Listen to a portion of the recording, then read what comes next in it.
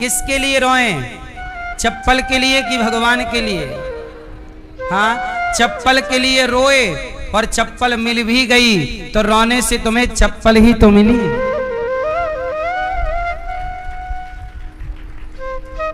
पर भगवान के लिए रोते और मिल जाते तो रोने से भगवान मिल जाते। इसलिए दो तरह का रोना है। आप कौन सा रोना पसंद करेंगे? गोपियों ने भगवान के लिए रोने को चुना और आप लोग जगत के लिए रोने के लिए चुन लेते हो। इसलिए रोना अच्छी बात है, पर भगवान के लिए। तो गोपियां रोती हैं और रोकर हमें पाठ पढ़ाती हैं कि तुम भी रोना, पर जगत के लिए नहीं। जैसे आप लोग आज एक मैया ने कहा कि हमें बच्चा नहीं हो रहा है, पति ताने मारते हैं कि तुम्हें अब बच्चा नहीं हुआ तो हम तुम्हें छोड़ देंगे। सास ताने मारती है, अब बच्चा नहीं हुआ तो हम अपने बेटे का अगली साल दूसरा विवाह कर देंगे।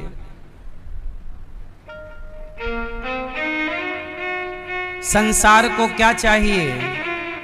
बच्चा चाहिए। संसार को पैसा चाहिए। संसार के लोग बहुत खुश हैं, आपको बच्चा मिल जाए, पैसा मिल जाए, आपको क्या चाहिए? बस। लेकिन बेटा और पैसा, इनसे भी आगे कुछ है। पैसा तुम्हें मोक्ष ना देगा, मुक्ति ना देगा।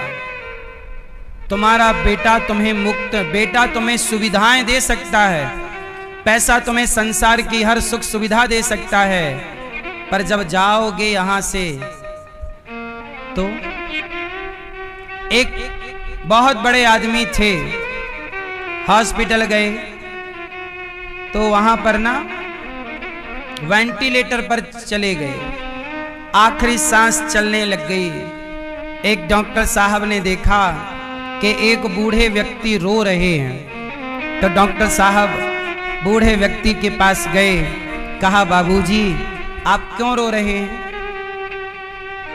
आपको मरने से डर लग रहा है क्या? बूढ़े व्यक्ति ने कहा डॉक्टर साहब अब मैं बच तो नहीं पाऊंगा, मरने वाला हूं मैं, तो फिर रो क्यों रहे हैं? डॉक्टर साहब ने कहा कि मैं रो इसलिए रहा हूं क्योंकि सारी जिंदगी में मुझे जो करना चाहिए था मैं वो नहीं किया, और जो नहीं करना चाहिए था वो मैंने किया। डॉक्टर साहब ने कहा क्या नहीं करना था आपने किया, और क्या करना था आपने नहीं किया। उस मरने वाले व्यक्ति ने कहा, और ये बात उसकी नहीं है, मैया जिस दिन आप मरने का टाइम आएगा उस दिन आप भी यही कहोगी। जिस दिन आपके मरने का टाइम आएगा। बूढ़ा व्यक्ति बोला कि मेरे पास बहुत पैसा था, मैं चाहता समाज की सेवा कर सकता था, समाज के लिए बहुत अच्छा काम, भूखे को रोटी दे सकता था, किसी की मदद कर सकता था, पर मैंने अपने पैसे से कुछ भी अच्छा नहीं किया। केवल पैसा जोड़ता गया, अपने ऊपर खर्च करता गया, अपने बच्चों के लिए समेट करके रखता गया। आज देखो ना डॉक्टर साहब, मैं हॉस्पिटल में जब पड़ा हूं तब मेरे साथ कोई नहीं। जो करना था अच्छा काम नहीं किया, और जो नहीं करना था अहंकार नहीं करना था। जीवन थोड़ा सा था, जिस दिन आप आखिरी सांस लोगे उस दिन आपको पता लगेगा कि आपका जीवन कितना अनमोल है। एक्चुअली क्या है, आप लोगों को पता ही नहीं कि आपको भगवान ने दिया क्या है। ये मानव का शरीर सबसे अनमोल है, पर इस शरीर को पाकर आप लोग इसकी वैल्यू नहीं करते। जैसे हीरे की कदर सिर्फ जौहरी करता है। सामान्य व्यक्ति को हीरा मिल जाए वो क्या जाने किसकी कीमत क्या है। ऐसे ही आप लोगों ने मानव शरीर को पा तो लिया, पर इसकी कदर कर ना पाए, जो करना था वो ना किया। ये कहते हुए वो बूढ़ा व्यक्ति मर गया। अब देखो वो मरा तो सही, पर रोते रोते। मैया आप भी मरेंगे। दो ऑप्शन है आपके आगे, या तो हंसते हंसते मरो या तो रोते रोते। आपको क्या पसंद है? कैसे मरोगे? जोर से। हंसते हंसते मरने के लिए अच्छे कर्म करने होंगे, अच्छे पुण्य करने होंगे। यदि आप पाप करोगे तो फिर हंसते हंसते कैसे मरोगे? इसलिए मेरी माँ, जीवन में हंसते हंसते मरना है तो हंसते हंसते अच्छे कर्म करते रहिए, अच्छे कार्य करते रहिए। जब आप किसी को रुलाते हो तब आप रोते हो, जब आप सबको हंसाओगे, जब आप सबको खुश रखोगे तो सब खुश तो आप भी खुश। इसलिए खेती करो खुशी की, हंसी की, दुख दर्द की खेती ना करो। दुख भी एक प्रकार का बीज है। जैसे गेहूं का दाना अपने आप में एक बीज है, बोएंगे तो गेहूं की फसल आना स्टार्ट हो जाएगी। चने का दाना अपने आप में एक बीज है, बोएंगे चने की फसल आनी स्टार्ट हो जाएगी। ऐसे ही सुख दुख भी एक बीज है। जो बोएंगे, सुख बोएंगे, हमने सुख दिया तो सुख पाएंगे, हमने दुख दिया तो जो बोएंगे उसी की फसल आएगी। अब भगवान ने वृंदावन से मथुरा जाने का निर्णय लिया। गोपियां भगवान के लिए तड़पने लग गई, रोने लग गई। आप भी रोया करो भगवान के लिए। मथुरा गए भगवान। मैया यशोदा रोटी ला रही, कन्हैया एक बार और रोटी माँ के हाथ से खा, पता नहीं अब कब तू मिलेगा। कह करके श्री कृष्ण रोटी खा करके भगवान वृंदावन से मथुरा चले गए।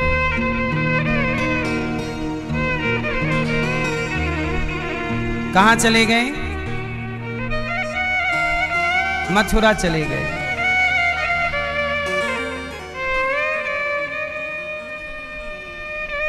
बहुत रोका सबने, पर भगवान रुके नहीं।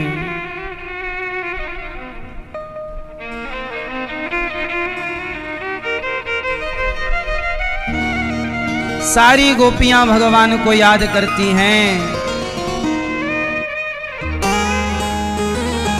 और जब गोपियों ने पुकारा, कोई श्याम सुंदर से, कोई श्याम सुंदर से कह दो ये जाके, कोई श्याम सुंदर से कह दो ये जाके, भुला क्यों दिया हमें अपना बना के। हे कन्हैया क्यों भुला दिया तुमने, कोई श्याम सुंदर से कह दो ये जाके, भुला क्यों दिया हमें अपना बना के। जय हो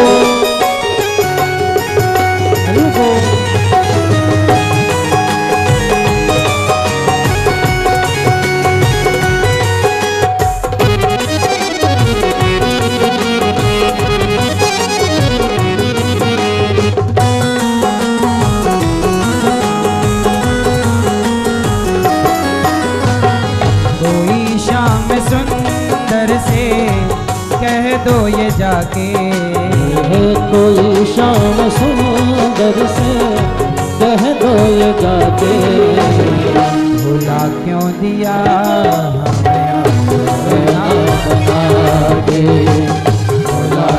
दिया हमें अपना बना के। कोई शाम सुंदर से कह दो ये जाके, कोई शाम सुंदर से कह दो ये जाके। भूला क्यों दिया हमें अपना बना के, भूला क्यों दिया हमें अपना बना के। मैं हूँ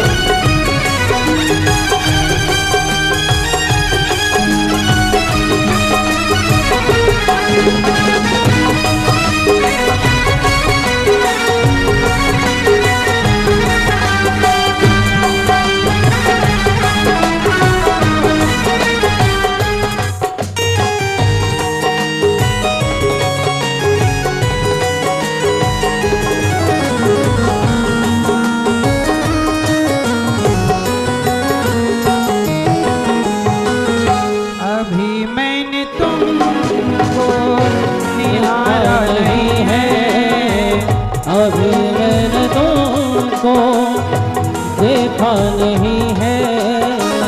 अभी मैंने तुमको निहारा नहीं है, अभी मैंने तुमको निहारा नहीं है। तुम्हारे सिवा कोई हमारा नहीं है, तुम्हारे सिवा कोई हमारा नहीं है।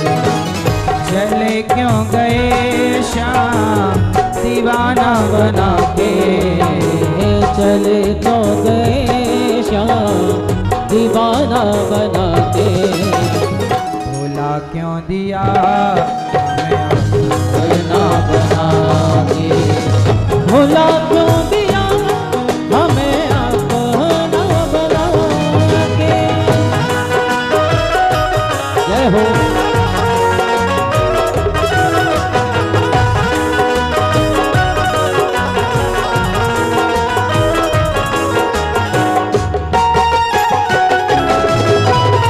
हरि बोल।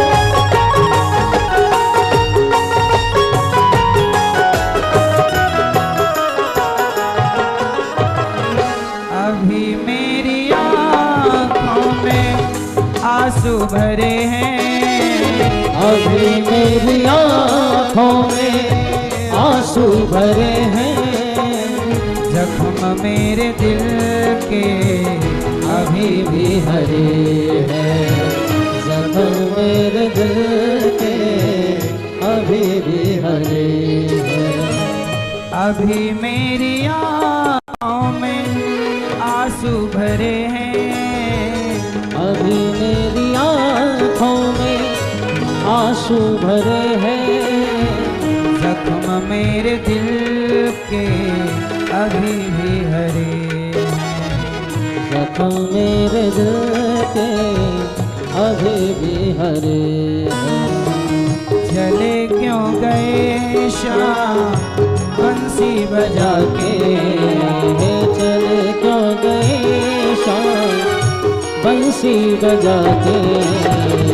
भूला क्यों दिया हमें अपना बना के, भूला क्यों दिया हमें अपना बना के।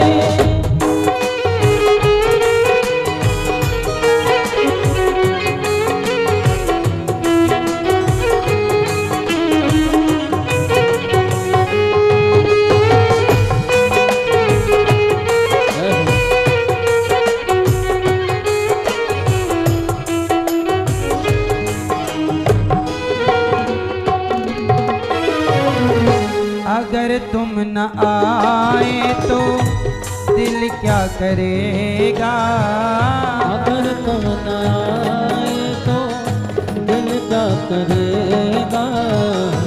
अगर तुम न आए तो दिल क्या करेगा, अगर तुम न आए तो दिल क्या करेगा। तुम्हारे लिए ही तड़पता रहेगा, तुम्हारे लिए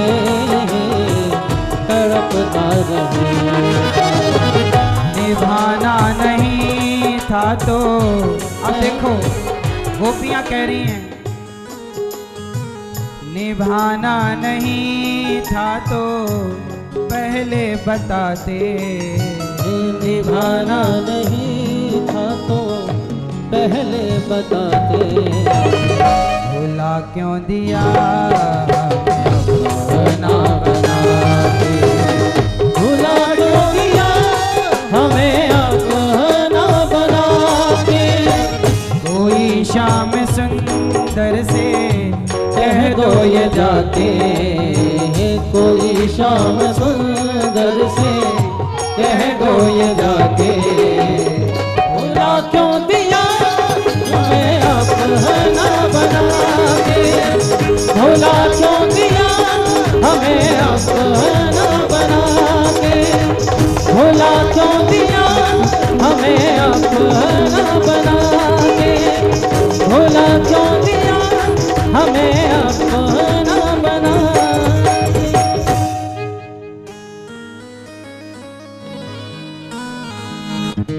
अगर तुम न आए तो दिल क्या करेगा,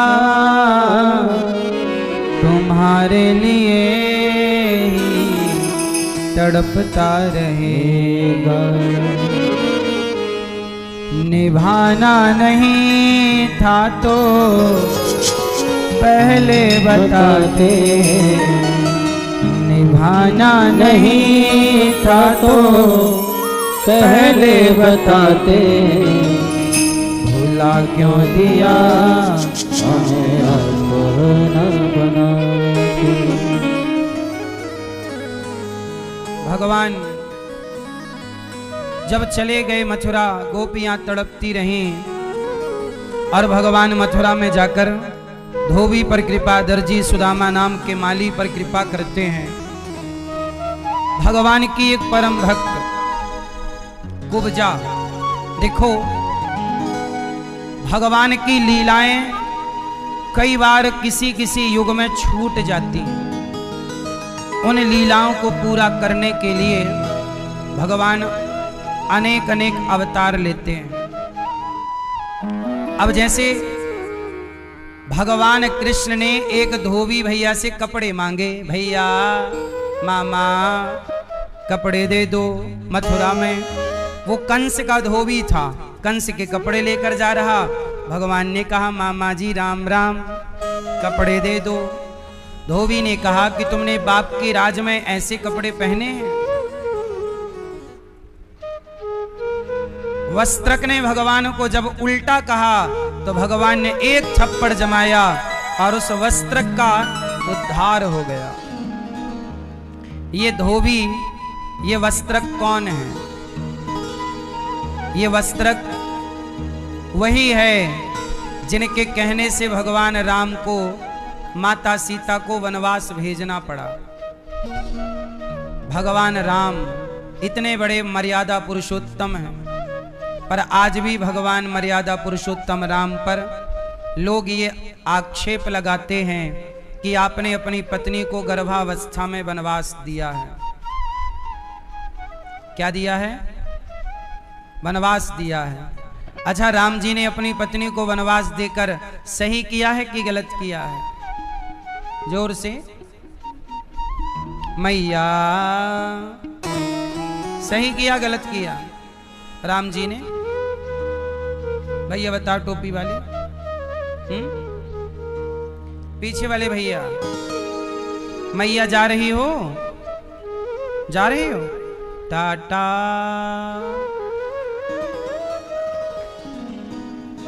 टाटा नहीं करी मेरी माँ।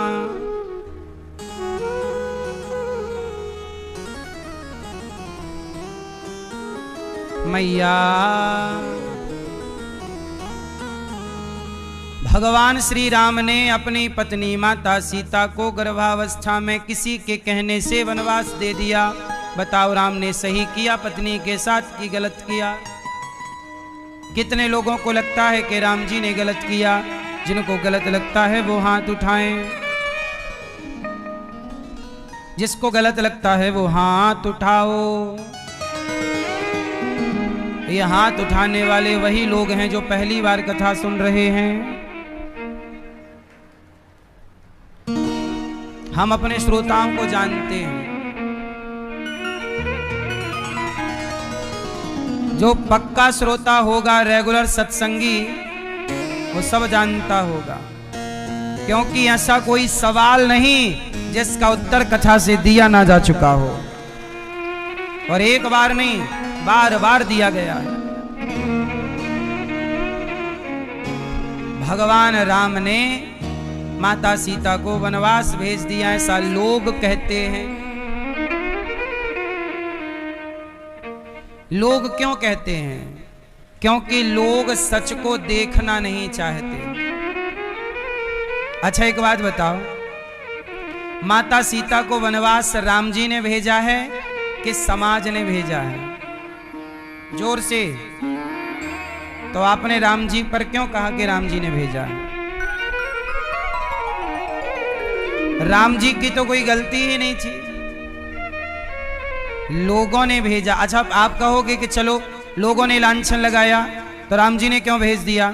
राम जी राजा हैं, और राजा का धर्म है कि वो प्रजा की बात सुने। इसलिए वही वस्त्रक धोबी जिसके कहने से वनवास हुआ, वही इस युग में त्रेता का द्वापर में आया, और अब राम कृष्ण बनकर आए। अब जाकर उसका उद्धार किया भगवान ने। एक थप्पड़ मारा, उसका उद्धार हुआ। तो किसी व्यक्ति के कहने से सीता जी का वनवास हुआ है, इसमें राम का कोई कसूर नहीं है। पिछली कथा में इस पूरे प्रसंग को मैंने बहुत विस्तार से कहा था। इसके बाद भगवान ने दर्जी पर और सुदामा नाम के माली पर कृपा की।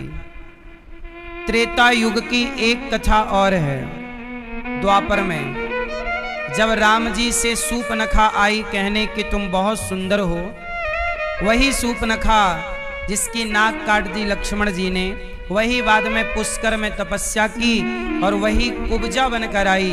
तब भगवान कृष्ण ने कुब्जा पर कृपा की, चंदन लिया, कुबड़ ठीक की, कृपा हुई। किस पर कृपा की भगवान ने? कुब्जा पर कृपा की।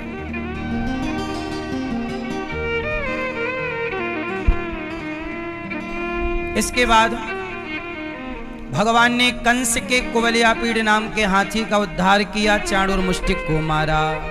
कंस कौन है? कंस एक बहुत बड़ा क्रूर राजा है। कंस की हिस्ट्री सुनो। कंस ने अपने पिता को बंदी बनाकर जेल में डाल दिया। कंस ने अपने पिता को जेल में डाला और अपने पिता का शासन छीन लिया, गद्दी छीन ली और खुद राजा बन गया।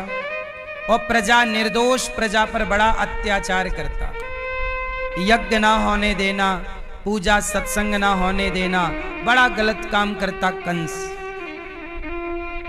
इस पापी कंस के पाप से ये पृथ्वी बेचारी परेशान हो गई। तब इस पापी कंस का उद्धार करने मेरे प्रभु को अवतार लेकर आना पड़ा। जब जब धरती पर पाप बढ़ता है, तब तब भगवान अपने किसी भक्त के द्वारा या स्वयं आकर इस धरती का भार उतारते हैं। कंस को भगवान ने मारा और कंस को मार करके ऊपर मंच से नीचे पटक दिया और कंस के ऊपर कूद गए। कंस बोला छोड़ दो। कृष्ण भगवान बोले तूने मेरी माँ पर, पिता पर, प्रजा पर बड़ा अत्याचार किया, तेरा पाप का घड़ा भर गया है, अब नहीं छोड़ूंगा। मार दिया और मार मार के भगवान ने कंस के ऊपर कूदे, कंस का उद्धार हो गया। देखो भगवान भी मारते हैं, मारते भी हैं और तारते भी हैं। क्या करते हैं? मारते हैं। और इसलिए भगवान श्री कृष्ण ने पापी कंस को मार दिया। इसलिए मैया कोई कुछ बुरा करे समझाओ, ना समझे तो टेंशन मत लो, क्योंकि व्यक्ति आज नहीं कल, कल नहीं परसों उसका पाप ही उसे मार डालेगा। कौन पापी रहा ये बताओ? तुम्हारा अत्याचार कितने दिनों का है?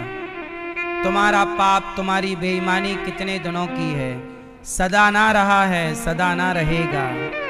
जमाना किसी का, जमाना आता है और बोलो हाँ, जमाना आता है और जाता है कि नहीं? बोलो हाँ कि ना? देखो ना, जमाना बंगाल में ममता मैया का जमाना था, चला गया कि नहीं जमाना? बोलो हाँ। ऐसे ही है सदा के लिए जमाना। आपकी जवानी सदा की नहीं है, आपका बुढ़ापा सदा का नहीं है, आपकी सत्ता सदा की नहीं है। बोलो हाँ। कितने नेता, कितने नेता कल तक बड़े बड़े मंत्री मिनिस्टर के पद पर थे, अब उनको उस पद को छोड़कर नीचे उतरना पड़ा कि नहीं? जब पद पर थे बड़े अकड़ कर चलते, अब पद चला गया तो रो रहे हैं।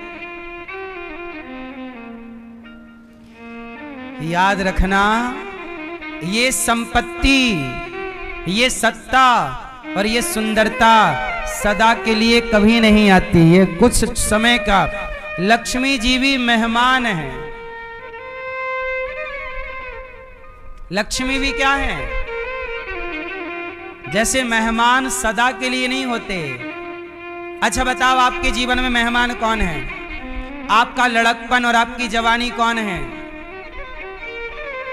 उत्तर दो। आपकी जवानी भी मेहमान है। ये जवानी कुछ दिनों के लिए आई है, जवानी भी मेहमानी पूरी करके चली जाएगी। जवानी भी मेहमान है, बुढ़ापा भी मेहमान है, लड़कपन भी मेहमान है, सत्ता भी मेहमान है, आपकी सुंदरता भी मेहमान है। और सब छोड़ो, आप और हम भी मेहमान हैं। सही है कि गलत है? तो आप सब कौन हैं? मेहमान हैं। किसके मेहमान हैं? इस संसार के मेहमान हो। इस संसार में मेहमान बनकर आए हो। आप कौन हो? मेहमान हो। पहुना। क्या हो? पहुना। पहुना जानते हो? पाहुना। पाहुना भी मेहमान को ही कहते हैं। आज हरि आए विदुर घर पाहुना। आज हरि आए विदुर घर, क्या आए? पाहुना मतलब मेहमान। तो हम सब मेहमान, इसलिए सत्ता, संपत्ति, सुंदरता, किसी चीज का घमंड करके ना बैठ जाना। ये सब तो आएंगी और जाएंगी। जैसे सर्दी आई चली गई, गर्मी आई चली गई, बारिश आई, नदियां आई और कौन आया? कौन आया? बाढ़ आई और चली गई। आपके गर्म कपड़े निकले और चले गए, आए और यही मेरी माँ क्रम है, आया गया आया गया। यही क्रम चल रहा, करोड़ों साल से यही चक्कर है। इसी चक्कर से बचना है तो भगवान की शरण में आओ, वरना यही चक्कर चलता रहेगा। पुनरपि जननम पुनरपि मरणम पुनरपि जननी जठरे शयनम। भज गोविंदम गोविंदम भज मूढ़ मते। समझ आ रही है ना मेरी माँ? कुब्जा पर कृपा, कंस पर कृपा की। कंस के पिता को भगवान ने मथुरा का राजा पुनः बना दिया। सत्ता गई, बाद में मथुरा का राजा। अब आज भगवान अपनी माता से मिल रहे हैं और पिता से मिल रहे हैं। माता कौन? देवकी, पिता कौन? वसुदेव।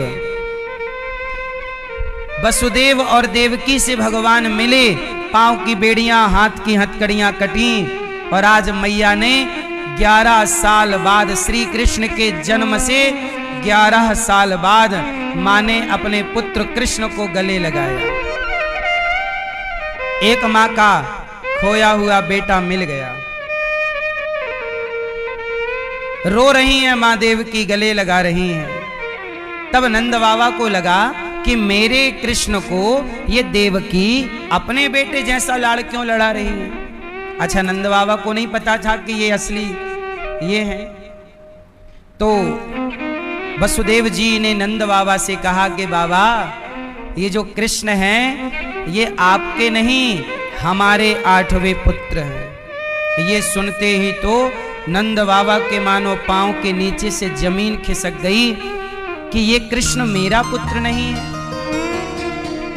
ये भगवान अर्थात ये देवकी वसुदेव के। अब तो नंद बाबा जोर जोर से रोने लग गए कि कृष्ण मेरा नहीं है। तुरंत भगवान बाबा के पास गए। बाबा, तुरंत बाबा ने आंसू पोंछे, अपने को संभाला। कन्हैया बोले, बाबा रो रहे हो ना, क्यों रो रहे हो? बाबा बोले, कन्हैया पहले पता चल जाता कि तू हमारा पुत्र नहीं है तो तुझे अपने यहाँ इतना कष्ट ना होने देते।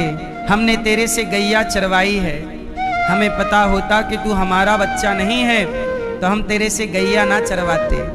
तेरी माँ यशोदा ने कई बार तुझे माखन खाने से रोका, एक बार तो तुझे उखल से बांध दिया।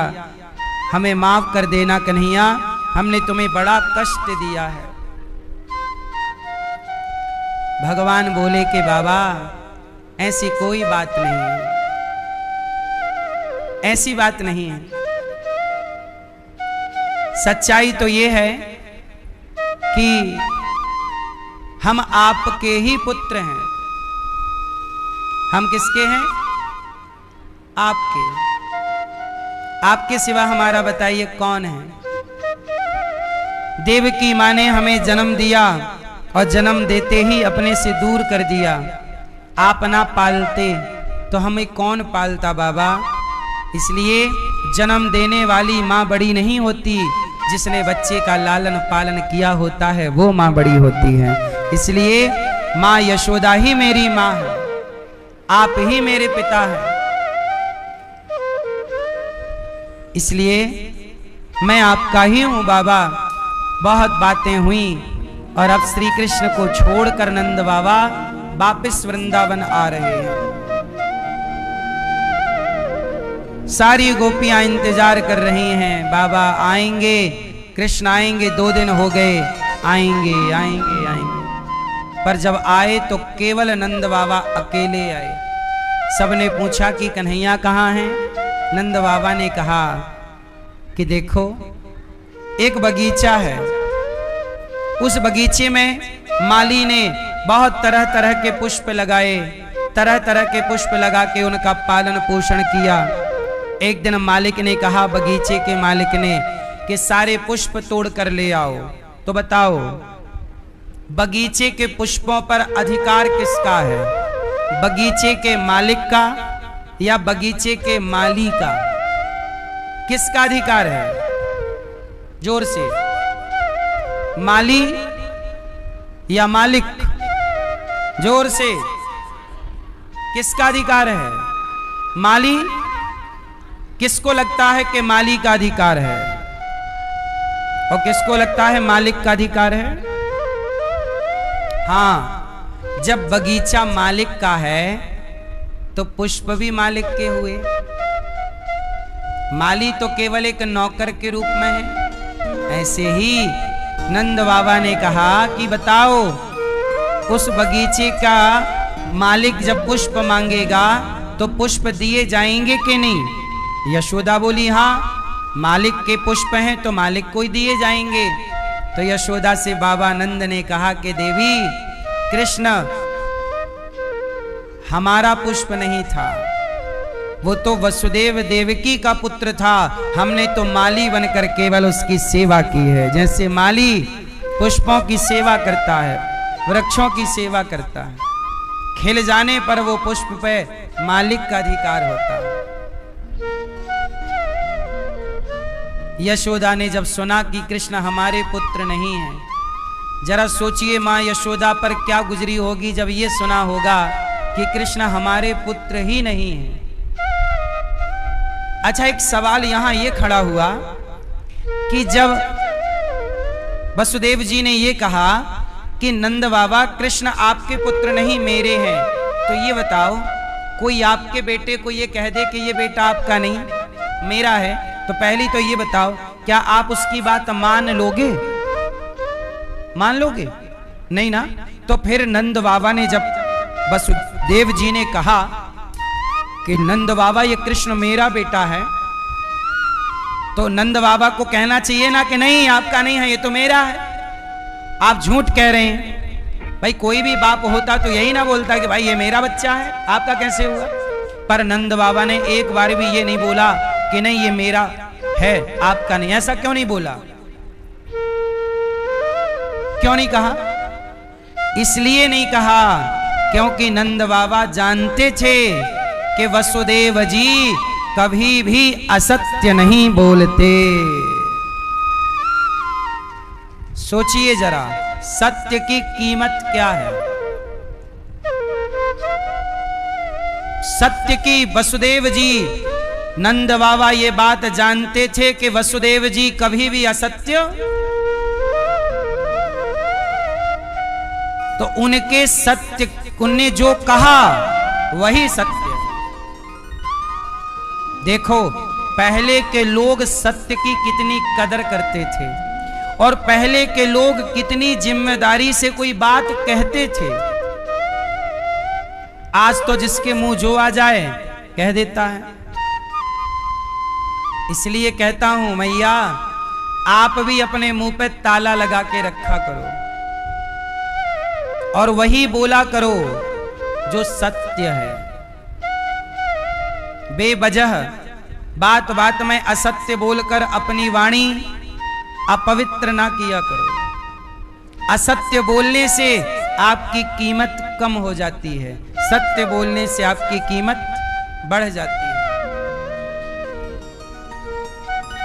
आज कलयुग है, पहले सत्य की कदर थी। पहले कीमत किसकी थी? सत्य की। आज सत्य की कदर नहीं है, आज कदर है पैसे की। आज जिसके पास पैसा होगा उसी की बात सत्य मानी जाती है, चाहे उसकी बात कितनी गलत हो। सही है? आजकल तो है जिसकी लाठी उसकी भैंस।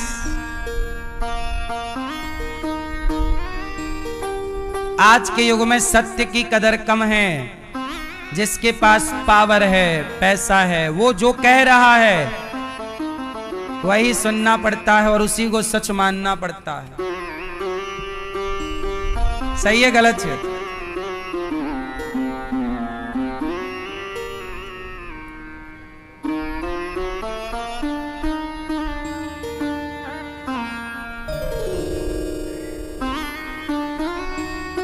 प्रिय भक्तों, भगवान ने जब देवकी वसुदेव जी से मिले, नंद बाबा वापस आए, तो देवकी वसुदेव ने भगवान कृष्ण को पढ़ने के लिए उज्जैन भेज दिया। कहां भेज दिया? 64 दिन तक भगवान उज्जैन रहे और पढ़ते रहे। 64 दिन में 64 विद्याएं, 64 कलाएं भगवान ने सीखी और 64 कलाएं सीखकर भगवान वहीं पर सुदामा जी से मित्रता हुई भगवान की उज्जैन में। और जानते हैं गुरु जी को दक्षिणा में क्या दिया? गुरु सांदीपनी जी का एक बेटा था जो कि मर चुका था। तब गुरु माता ने, गुरु जी जब पूरी पढ़ाई हो गई तो भगवान ने कहा कि गुरु जी दक्षिणा क्या दूं, क्या दक्षिणा चाहिए? तो गुरु जी ने कहा कि कुछ नहीं चाहिए। पहले के ज़माने में क्या था कि पहले पढ़ने की कोई फीस नहीं होती थी। जब भगवान कृष्ण पढ़ने गए तो कोई फीस नहीं थी। पढ़ने के बाद जो आपका मन करे वो आप अपने गुरुजी को दक्षिणा स्वरूप दे सकते थे, अपनी मर्जी से, मांगा नहीं जाता। तो भगवान कृष्ण ने गुरुजी से कहा, गुरुजी क्या चाहिए? गुरुजी ने कहा, बेटा मुझे तो कुछ नहीं चाहिए, पर अपनी माता से पूछ लो, गुरु माता से। तो जाके भगवान ने सांदीपनी जी की पत्नी से कहा कि माता, गुरु दक्षिणा में क्या चाहिए?